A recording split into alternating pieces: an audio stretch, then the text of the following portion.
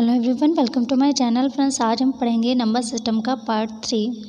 Friends, आज के video में हम जानेंगे संख्याओं के बारे में कि परिमेय संख्या क्या होती हैं, अपरिमेय संख्या क्या होती हैं, प्राकृतिक संख्याएं क्या होती हैं, इन सब के बारे में जानेंगे। वीडियो देखने में तो बहुत ईजी है लेकिन बहुत इम्पोर्टेंट वीडियो है, क्योंकि मान लीजिए हम औसत के सवाल निकाल रहे हैं, ठीक है, और उसमें कहा जा रहा है प्रथम n प्राकृतिक संख्याओं का औसत क्या होगा। जब हमें ये पता होगा कि प्राकृतिक संख्याएं क्या होती हैं तभी तो हम उनका जो फार्मूला लगाएंगे, क्योंकि प्रथम n प्राकृतिक संख्याओं के औसत का फार्मूला होता है n+1/2। ये होता है प्रथम n प्राकृतिक संख्याओं का। अगर हमसे पूर्ण संख्याएं पूछी जा रही हैं तो उनका फार्मूला अलग होता है। प्रथम अभाज्य संख्याएं पूछी जा रही हैं, उनका औसत पूछा जा रहा है तो उनका फार्मूला अलग होता है। तो अगर आपको ये पता है कि पूर्ण संख्याएं कौन सी होती हैं, प्राकृतिक संख्याएं कौन सी होती हैं, प्रथम अभाज्य संख्याएं कौन सी होती हैं, या अपरिमेय परिमेय, ये सब आपको पता है अगर, तभी आपको उसके फार्मूले पता होंगे। तो आज की वीडियो में हम यही पढ़ेंगे कि प्राकृतिक संख्याएँ कौन सी हैं या पूर्ण संख्याएं कौन सी हैं। तो चलिए वीडियो स्टार्ट करते हैं। और उससे पहले फ्रेंड्स, आप हमारे चैनल पर नए हैं तो चैनल को सब्सक्राइब कर दीजिए और साथ ही बेल आइकन को भी प्रेस कर दीजिए। तो चलिए फ्रेंड्स, वीडियो स्टार्ट करते हैं। सबसे पहले हम ये जानेंगे कि प्राकृतिक संख्याएं कौन सी होती हैं। तो फ्रेंड्स, अगर आप किसी से भी कहिए कि गिनती सुनाओ तो वो गिनती कहाँ से स्टार्ट करता है? वो 1 से ही तो स्टार्ट करता है गिनती। 1 2 3 4 5, तो वो 1 से लेकर और आगे तक जो है गिनतियाँ स्टार्ट करता है। तो यही हमारी प्राकृतिक संख्याएं होती हैं कि जो प्राकृतिक ही हमारे मुंह से जो निकलती हैं तो वह 1 से ही निकलती हैं, 0 से नहीं निकलती हैं।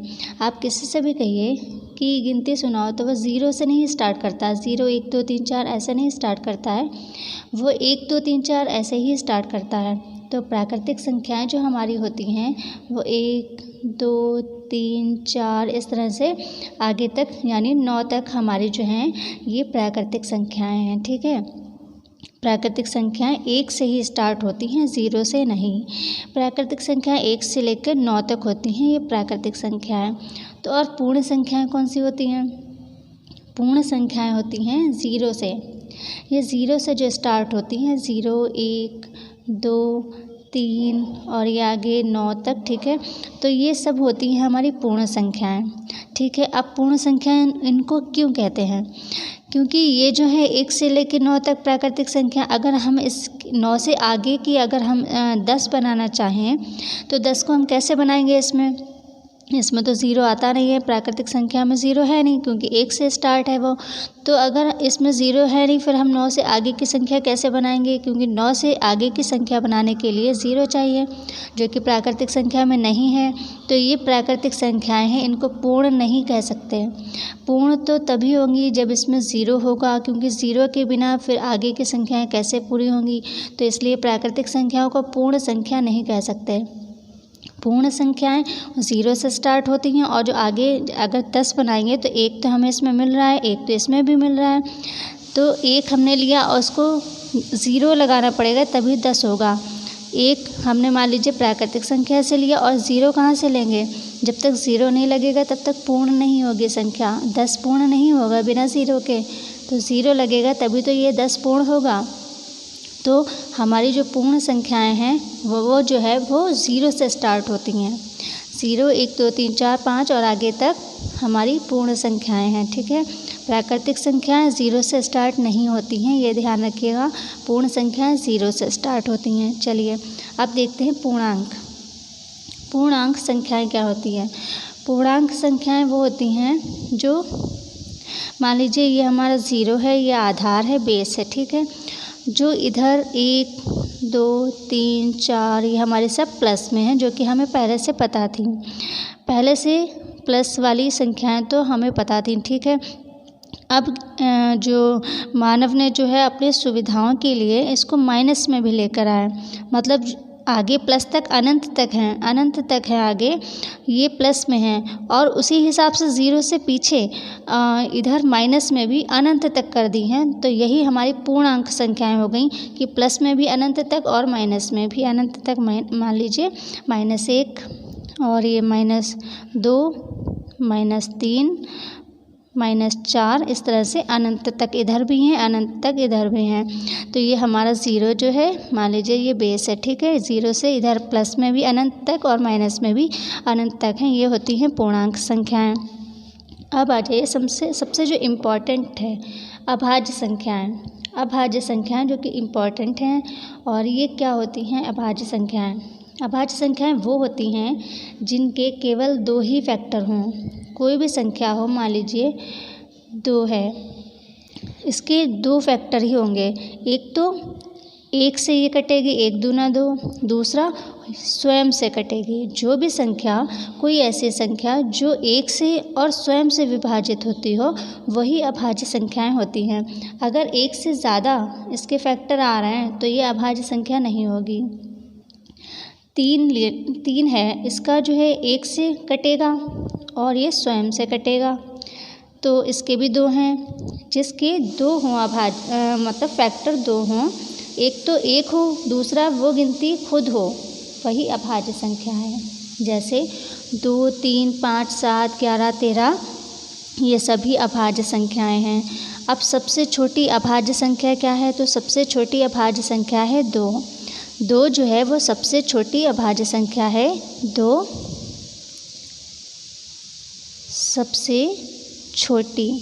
सबसे छोटी अभाज्य संख्या 2 है। और केवल 2 ही ऐसी अभाज्य संख्या है जो कि सम होती है, बाकी सभी अभाज्य संख्याएं विषम होती हैं। जितनी भी अभाज्य संख्याएं हैं, अनंत तक जितनी भी अभाज्य संख्याएं हैं, वह सब विषम होती हैं, केवल 2 को छोड़कर। 2 ही ऐसी अभाज्य संख्या है जो कि सम होती है, बाकी सभी विषम संख्याएं जो है अभाज्य होती हैं, और केवल 2 जो है वो सम है। और अभी जैसे कि मैंने बताया कि सिर्फ 1 से और वो संख्या खुद से डिवाइड हो रही हो, तभी जो है वो अभाज्य संख्या है। कोई भी ले लीजिए आप, मान लीजिए 5 ले लीजिए, तो ये भी 1 से और 5 से ही विभाजित होगी, बीच में या उसके आगे बाद में किसी से भी और विभाजित नहीं होगी और डिवाइड नहीं होगी। या तो 1 से होगी या तो खुद अपनी ही उसी संख्या से जो डिवाइड होती है वही अभाज्य संख्या होती है। एक चीज़ आपको पता चल गई कि अभाज्य संख्या एक तो 1 से होती है और दूसरा खुद से ही होती है विभाजित, वही जो है अभाज्य संख्या होती है, और जिसके 2 ही फैक्टर हों, बीच में और नहीं होना चाहिए, 2 ही फैक्टर हों जिसके, वही अभाज्य संख्या होती है। ठीक है। अब दूसरा सवाल कभी कभी ये बनता है कि 1 से लेके 50 तक कितनी अभाज्य संख्याएं होंगी। ठीक है, 1 से लेके 50 तक कितनी अभाज्य संख्याएं होती हैं? तो 1 से लेके 50 तक 15 अभाज्य संख्याएं होती हैं। 1 से 50 तक 15 अभाज्य संख्याएं होती हैं। अच्छा बताइए, क्या 9 अभाज्य संख्या है? 9 नहीं, 9 अभाज्य संख्या नहीं है। क्यों? क्योंकि अभाज्य संख्या के लिए शर्त ये है कि 1 से डिवाइड हो और स्वयं से डिवाइड हो, उसके अलावा किसी से भी डिवाइड ना हो तो वो अभाज्य होती है। और 9 में तो 2 से ज़्यादा फैक्टर आ जाएंगे। देखिए 9 है तो 1 से भी 1 निमा 9, 3 से भी होगा 3 तिया 9, और स्वयं से भी हो जाएगा 9 मतलब स्वयं से भी हो जाता है ना, 9 1 कम 9, तो इसके तो 3 आ गए, तो ये अभाज्य संख्या नहीं है। जिसके 2 से ज़्यादा फैक्टर हों वो अभाज्य संख्या नहीं होगी। तो 9 अभाज्य संख्या नहीं है। ध्यान रखिएगा, सारी विषम संख्याएं अभाज्य नहीं होती हैं।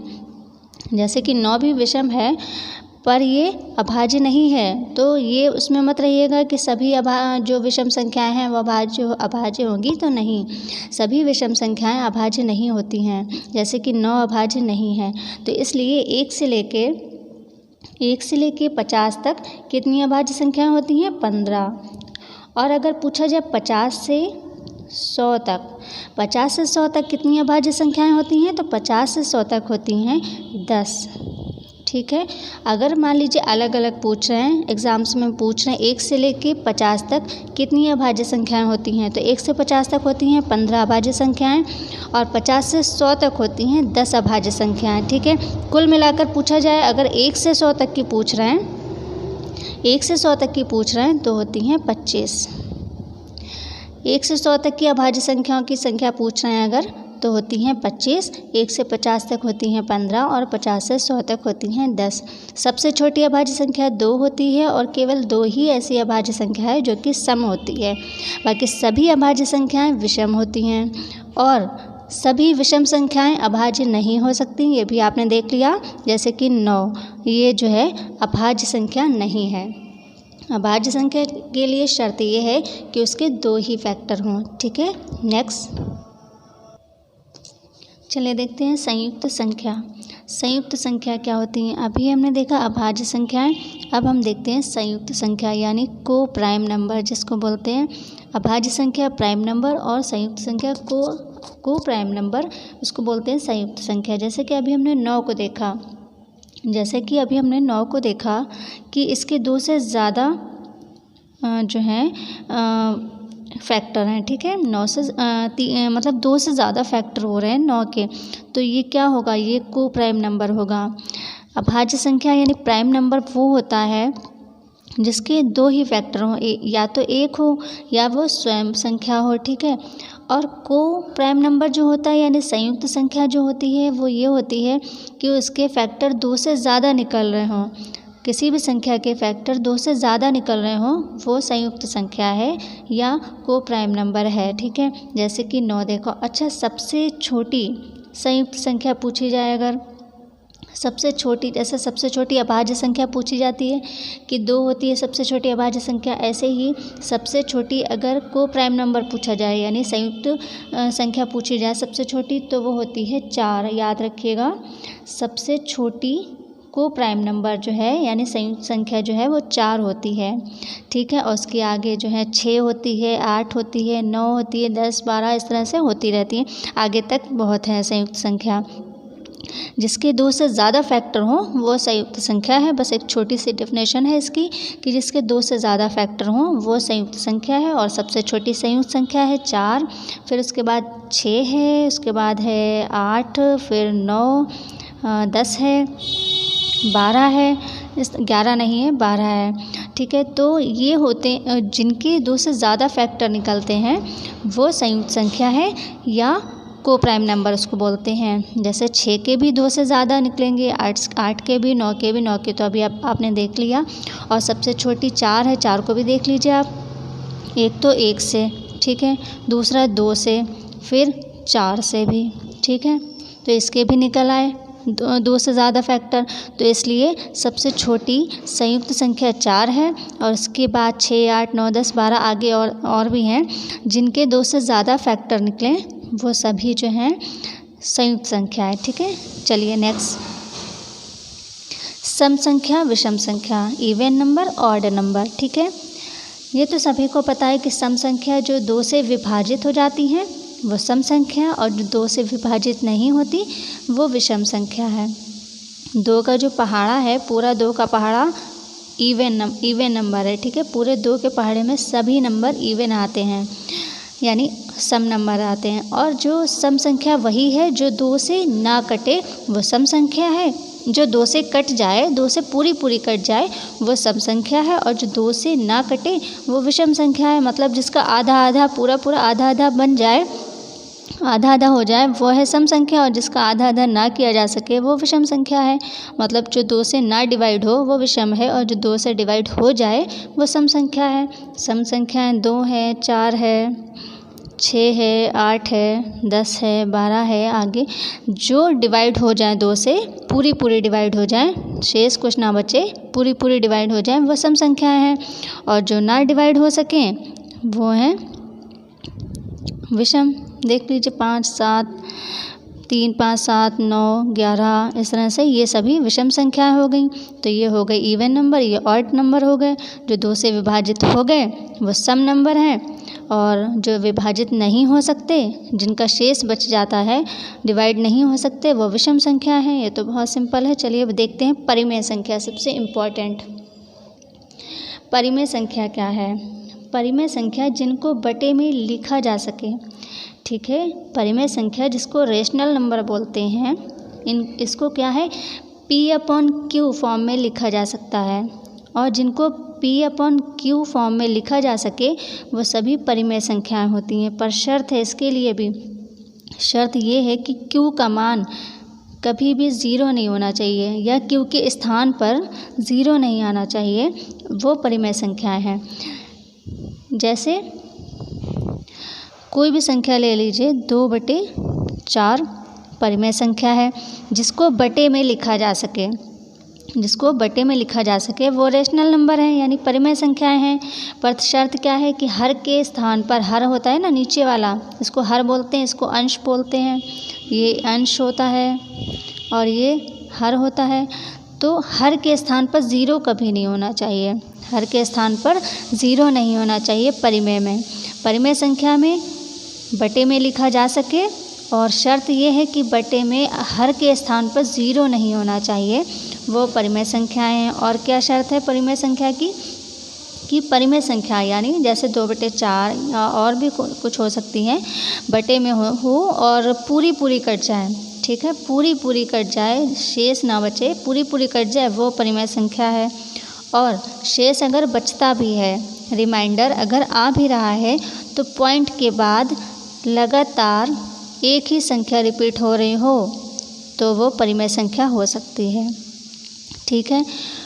परिमेय संख्या वो होती है जिसको बटे में लिखा जा सके और जिसके हर में ज़ीरो नहीं आना चाहिए और जो पूरी कट जाती हों। और बाय द वे अगर पूरी नहीं भी कट रही है तो पॉइंट के बाद लगातार एक ही संख्या रिपीट अगर हो रही है तो वो परिमेय संख्या है। अगर पॉइंट के बाद अलग अलग संख्याएं आ रही हैं तो वो परिमेय संख्या नहीं है। परिमेय संख्या वही है जो पूरी कट जाए और बाय द वे अगर पूरी नहीं कट रही है तो पॉइंट के बाद एक ही संख्या का रिपीटेशन हो रहा हो तो वो परिमेय संख्या है। जैसे 1/3 ले लीजिए, 1/3, 3 को जो है 1 से भाग करके देखिए, पॉइंट लगाएंगे, ज़ीरो बढ़ाएंगे तो 3 तियाँ 9, बचा 1, फिर ज़ीरो बढ़ाएंगे, फिर 3 तियाँ 9, फिर 1 बचा, फिर 3 तियाँ 9, फिर 3 तियाँ 9 करेंगे तो 3 ही आते रहेंगे। तो जब पॉइंट के बाद एक ही संख्या रिपीट हो रही हो बार बार तो वो परिमेय संख्या हो सकती है, ठीक है। तो ये परिमेय संख्या है, ठीक है, ये परिमेय संख्या जो पूरी कट जाए और जो पूरी ना कटे तो पॉइंट के बाद या ज़ीरो पॉइंट, ऐसे ज़ीरो भी हो सकता है, मान लीजिए 0 पॉइंट कुछ। तो कहने का मतलब ये है कि दशमलव के बाद यानी पॉइंट के बाद जो है एक ही संख्या बार बार रिपीट हो रही हो, एक ही संख्या रिपीट हो रही हो तो वो परिमेय संख्या होगी। अलग अलग संख्याएं आ रही हैं पॉइंट के बाद तो वो परिमेय संख्या नहीं होगी, ठीक है। चलिए नेक्स्ट देखते हैं अपरिमेय संख्या। परिमेय संख्या आई होप कि समझ में आ गई हो, जिसको बटे के फॉर्म में लिखा जा सके, आई मीन P/Q के फॉर्म में लिखा जा सके, वो परिमेय संख्या है। और पूरी कट जाती हो वो परिमेय संख्या है, और पूरी ना कट रही हो अगर तो पॉइंट के बाद अगर एक ही संख्या रिपीट हो रही है बार बार तो वो भी परिमेय संख्या है। और पर शर्त ये है कि हर के स्थान पर ज़ीरो नहीं होना चाहिए, ठीक है, क्लियर। चलिए देखते हैं अपरिमेय संख्या। अब अपरिमेय संख्या क्या होती हैं?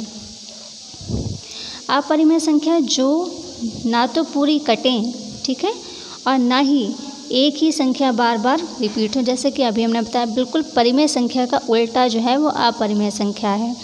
अपरिमेय संख्या बटे के फॉर्म में नहीं हो सकती, ठीक है। दूसरी कि ये जो है पूरी नहीं कटती है, अपरिमेय संख्या पूरी नहीं कटती है। और इसमें क्या होता है, पॉइंट के बाद अलग अलग संख्याएं आती हैं, जैसे पॉइंट के बाद 2 आ जाएगा, 5 आ गया, 6 आ गया, मान लीजिए कुछ भी आ गया, पॉइंट के बाद अलग अलग संख्याएं आती हैं। इसमें पॉइंट के बाद कभी एक संख्या का रिपीटेशन नहीं होता अपरिमेय संख्या में, ठीक है। अपरिमेय संख्या ना तो पूरा कटे और ना ही एक ही संख्या बार बार रिपीट हो, वो अपरिमेय संख्या है। इसको बटे में भी नहीं लिखा जा सकता। और पाई जो होती है, पाई, ये क्या है, ये अपरिमेय है, ये परिमेय नहीं है, अपरिमेय है। पाई का मान क्या होता है? पाई का मान होता है 22/7। 22/7 क्या ये पाई का मान, पाई का एग्जिट मान है? नहीं। पाई का बिल्कुल एक्चुअल मान जो है वो अनंत आता है, मतलब अनंत तो आता है और अलग अलग आता है। जैसे अभी हमने ये बताया 22/7 इसको माना गया है। 22/7 आमतौर पर कहते हैं पाई का मान 22/7 है, पर 22/7 जो है इसको माना गया है। इसका एक्चुअल मान जो पाई होती है, इसका एक्चुअल मान क्या है? इसका एक्चुअल मान जब आप निकालें तो अनंत तक जाता है और अलग अलग संख्याएं जाती हैं। ऐसे कुछ भी अलग अलग संख्याएं जाती हैं, आप निकालिए इसका, तो अलग अलग संख्याएं जाती हैं। एक संख्या इस तरह से एक संख्या नहीं जाती, अलग अलग संख्याएं जाती हैं। तो ये जो है पाई अपरिमेय संख्या है, क्योंकि इसका जो मान निकालो तो उसमें जो पॉइंट के बाद है अलग अलग संख्याएं आती हैं, एक ही संख्या रिपीट नहीं होती है। इसलिए पाई क्या है? पाई है अपरिमेय संख्या। पाई जो है वो अपरिमेय संख्या, और अपरिमेय संख्या में जो है रूट आते हैं, जैसे √5, √3, रूट वाले जो आते हैं ना, इस तरह से रूट वाले सवाल ये सभी अपरिमेय संख्या में आते हैं। और रूट जो है ये परिमेय संख्या नहीं होते। अब अपरिमेय संख्या भी क्लियर हो गई होगी, जो पूरा ना कटे और ना ही जो है पॉइंट के बाद एक ही संख्या रिपीट ना हो बार बार, ठीक है। और इसको बटे के फॉर्म में भी नहीं लिख सकते। बटे के फॉर्म में अगर है तो वो अपरिमेय संख्या नहीं है।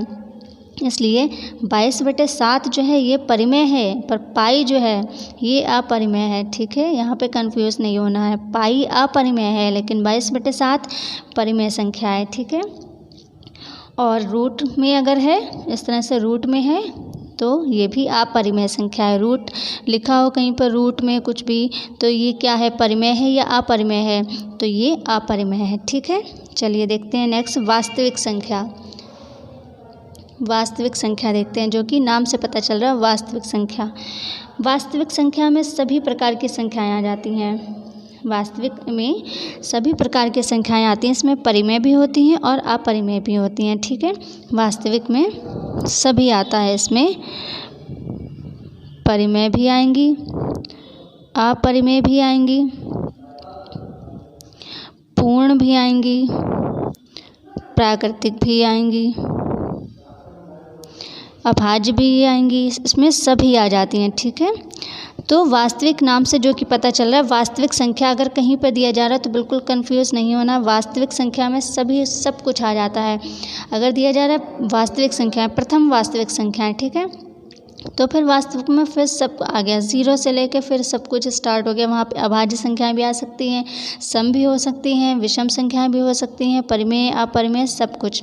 वास्तविक संख्या नाम से बिल्कुल कंफ्यूज नहीं होना। वास्तविक संख्या में सब आ जाता है। प्राकृतिक संख्याएं भी आती हैं, पूर्ण संख्याएं भी आती हैं, परिमेय संख्याएं भी आती हैं और अपरिमेय संख्याएं भी आती हैं। इसमें वास्तविक संख्या में सब आ जाता है।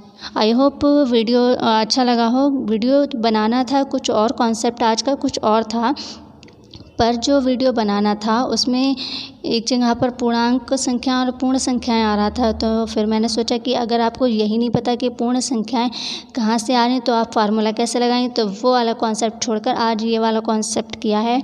और आई होप कि आज का वीडियो समझ में आ गया होगा, तो आगे के कॉन्सेप्ट समझ में आएंगे आपके। तो वीडियो अच्छा लगा हो एक लाइक ज़रूर कर दीजिएगा। मिलते हैं अगले वीडियो में, तब तक के लिए take care and bye bye.